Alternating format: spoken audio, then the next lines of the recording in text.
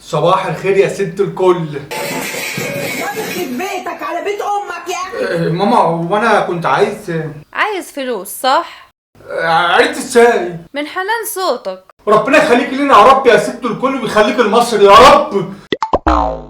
هو انا بصراحه يعني كنت عايز فلوس بس بالنسبه لك ما تعتبرش فلوس، دي حاجه بسيطه يعني.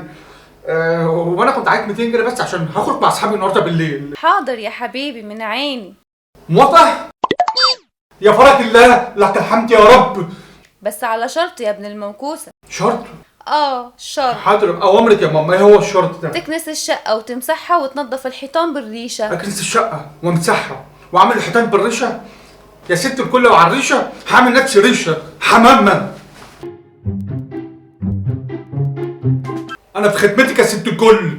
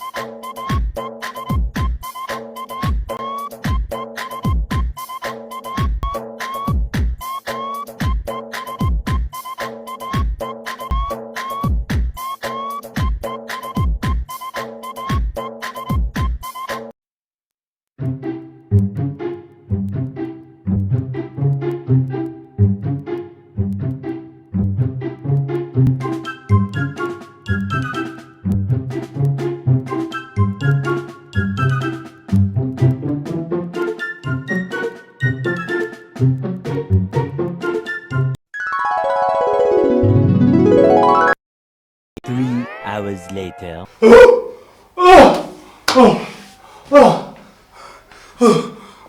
ماما كنت ومسحت وعملت بالريشه. هات ال 200 جنيه بقى بص ايدي. بس عايزة حاجة كمان. تاني؟ ما كانتش 200 جنيه يا ماما. عايزه يا ماما اتفضلي. طبق هدومك وهات التموين. طب الهدوم اللي في الاوضه دول حاجه تخصني انا، هم يعني الضيوف قبل ما يقعدوا هيدخلوا يبصوا في الاوضه الاول. بلاش لماضة. حاضر يا ماما هلم الهدوم واطبقهم. وايه كمان؟ وهات التموين.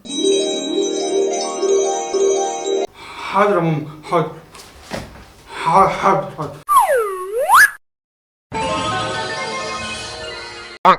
اي خدمه يا ست الكل. شكرا.